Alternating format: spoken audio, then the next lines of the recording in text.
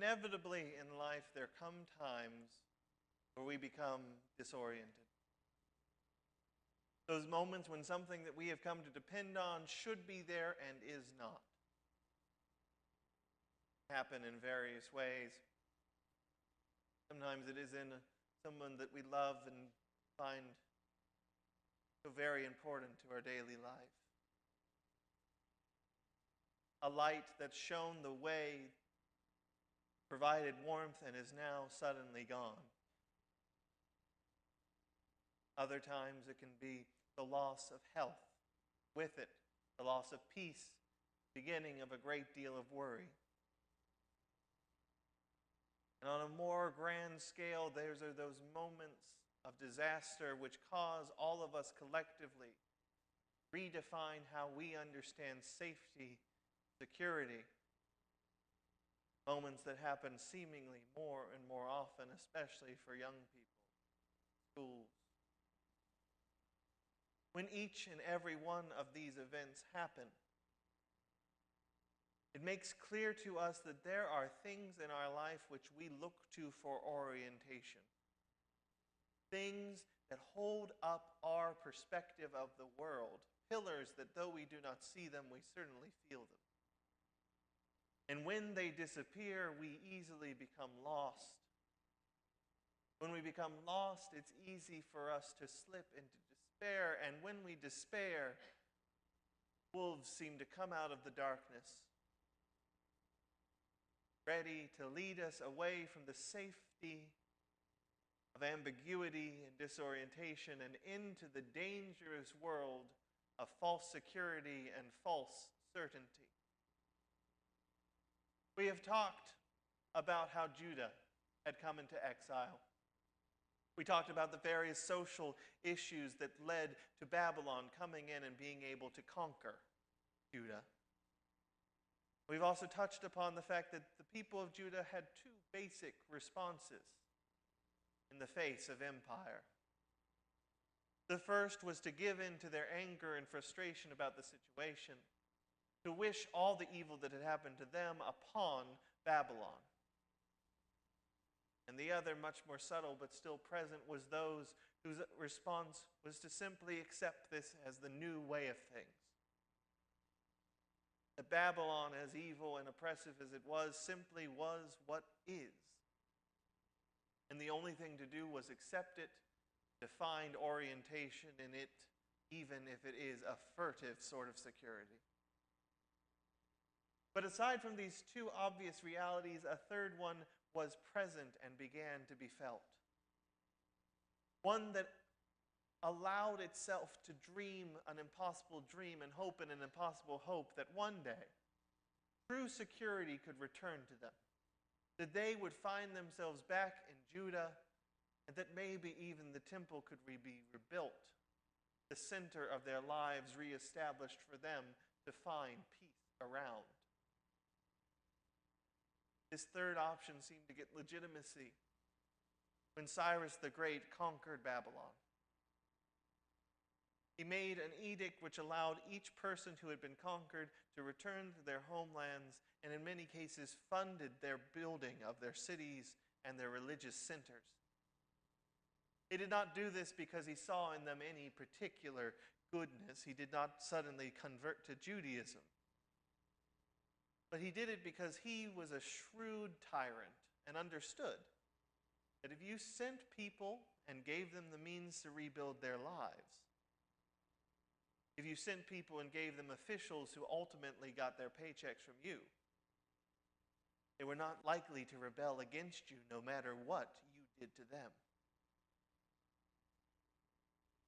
And the strange thing is that Cyrus's programs worked.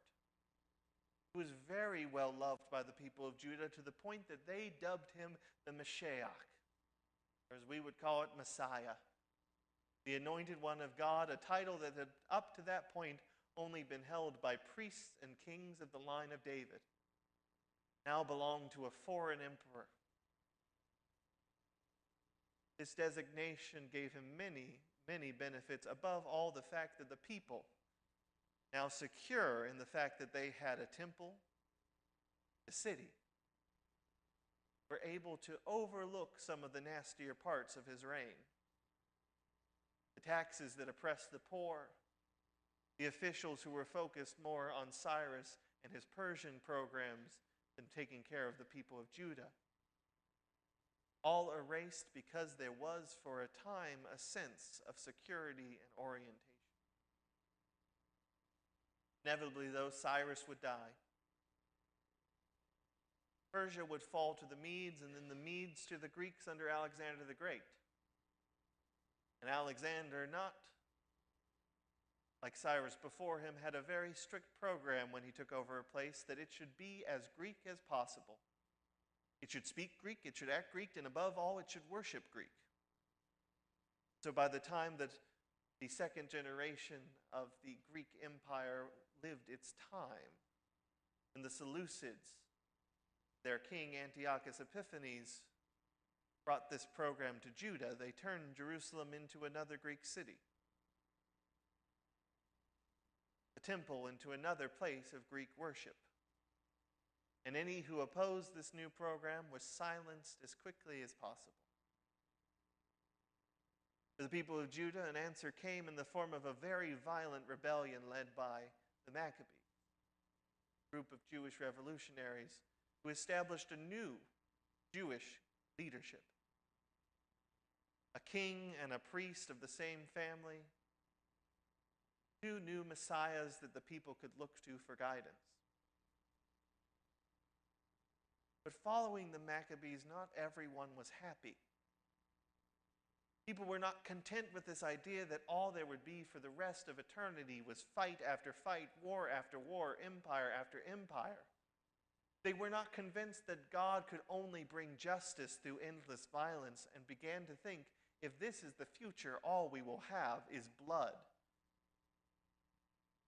So the belief began to arise that God would send one day one true anointed, someone who would lead the world into God's kingdom, in which people would do good because they knew nothing else, in which people would care for one another and live in true community with one another. These people believed that God gave this understanding of the future through particular revelation. People like Daniel and other prophets. And it is this idea of revelation that began an entire movement. Revelation, which in Greek is called apocalypsis, which we cognate in English as apocalypse. The apocalyptics were people who saw a future that other people did not. One in which perfection would eventually be reached, one in which God would have a perfect reign over earth. And they described it in strange terms. They saw monsters and signs in the heavens. They talked about creatures wrapped in chains under the foundation of the earth. They constructed narratives that were neither literal nor metaphorical, things that talked about realities we cannot even imagine, and things that interpreted events that demanded to be interpreted. In my office, I have a 2-volume set, and between these 2 volumes, there are 33 separate apocalypses that were common among the Jewish people of the 1st and 2nd century. 33 different takes on the same basic narrative of God's return into history and God's redeeming of the world. And it is into this rich history that our text for today finds itself. When Jesus is speaking about the end, when Jesus is speaking about the temple being destroyed, he is speaking to people who already have opinions of what God's kingdom is going to look like when it arrives. It was such a normal belief that the Bible has to take a moment to point out when people didn't believe in it, as in the case of the Sadducees. Everyone came to Jesus in this message, and everyone had their thoughts. How distressing for them then when Jesus completely subverted it. When Jesus gave a message that did not conform to any one perspective of the future and really contradicted most of them. The end of history does not come from Jerusalem triumphing over Rome and Rome being destroyed, but in Rome destroying Jerusalem. The future will not see the temple lifted up, but the temple beaten down and replaced with one to Zeus. The Messiah who has come to make the world right is not a king, not a prophet, not a warrior, but is a humble teacher who rather than destroying his enemies, dies for them. And today this text speaks to us in a similar way, because we all come to it with expectations of the future. Not just expectations of the future, but things that we orient our lives around that without them we would have a hard time getting through. Whether they be ideas, whether they be places, whether they be people. The problem is, in each one of these things, nothing is permanent. As we go on, as we experience more, as we learn new things, our opinions change.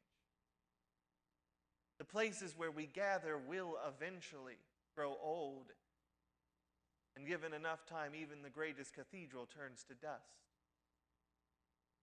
And everyone who we love, our friends and dear ones around us, even those who lead us forward in the faith, eventually grow old, pass before us. Jesus approaches us in this reality that in the future troubles are going to come, and does not tell us that it's wrong to want peace or security. Does not tell us that it's wrong to have these things that we orient ourselves around, but tells us that whatever we orient ourselves around, we must be prepared to see it lost. Jesus does not say this to eliminate our worry, to eliminate any sort of our negative feelings about such changes, but so that we can be prepared when people inevitably come and try and interpret the troubles that come to us. For Jesus in Jesus' time, this meant that when the temple was destroyed, you should have expected that people would come and say, I have the solution that will lead us into tomorrow. I am the anointed one to tell you what really needs to happen. But for us today, not too terribly different a thing happens. Anytime there's a disaster that makes it into the newsways, you will have ministers on the radio, on the television, anywhere you can find them, who will point to it and say, this is the sure thing.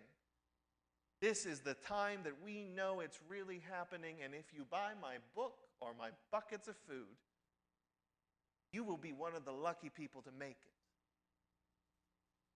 Like Cyrus the Great in ancient times, they offer a security, and at the same time manage to take something from those they offer it to. On a more personal scale, there are those moments when something happens to us and people immediately have answers for us. Sometimes well-intentioned and sometimes malicious. When we lose someone dear to us or something disastrous happens and they say, oh, you really shouldn't be worried, it is God's plan. Don't be sad, not at all. Yes, this is bad, but it could be much worse, and so you should be thankful. Messages like these are all too common, but they really only serve one of two purposes. The first is that somebody looks at someone's grieving and says, ooh, if they're upset, that's going to make me upset. They need to not be upset. Second, the more malicious one says, ooh, they're upset. And now's my chance to get them in line with me. Now's my chance to get them to see like I do. Both of these ask people to conform to the ways of those who prey upon their suffering. Because unfortunately, it is those who grieve who are most vulnerable. But Jesus, in offering something to us in the inevitability of our suffering, does not give us easy answers. Does not really give an answer at all. Instead, pointing us to the assurance that no matter what comes, we will see us through to the end. That if the temple is destroyed, even if the entire world shall end, there is a future and there is a new one that can be built. That no matter what we face, whether it be war, suffering, family dissolution, betrayal, death, God is in us and moving through us to see us through to the other side. Again, none of this to minimize what we go through, but in each thing saying, I'm here. And Jesus is able to say this, God is able to do this because God is a God who has been through it with us. A God who suffered all disease, a God who suffered all oppression and death. A God who faced betrayal, who faced a family that left him behind. God looks to us and said, if the cross could not kill me, if the destruction of the temple could not render me inert, then there's hope for you when you are disrupted. That there's a future no matter what comes your way. The message of this for us now and through all eternity is simple but easy to forget. It's just those words of Jesus, do not be afraid, for I am with you even to the end of the